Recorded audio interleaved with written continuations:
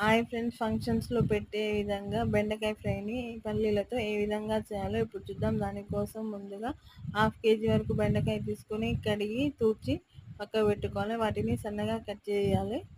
దానికోసం 1 కప్పు వరకు ఆయిల్ తీసుకొని అది బాగా వేడైన తర్వాత ఈ బెండకాయలన్నీ గోల్డెన్ కలర్ వచ్చే వరకు వేయించుకొని పక్కకు పెట్టుకోవాలి.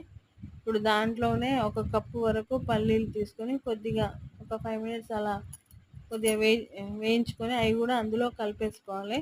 దీంట్లో ఒక 2 టేబుల్ స్పూన్ కారం, పావు స్పూన్ వరకు పసుపు, పావు స్పూన్ వరకు ఉప్పు వేసుకొని అందులో ఇప్పుడు మిగిలిన ఆయిల్లో కొద్దిగా అల్లం, 1 స్పూన్ వరకు అల్లం వెల్లుల్లి పేస్ట్ వేయించుకొని ఈ మిశ్రమంలో కలుపుకోవాలి.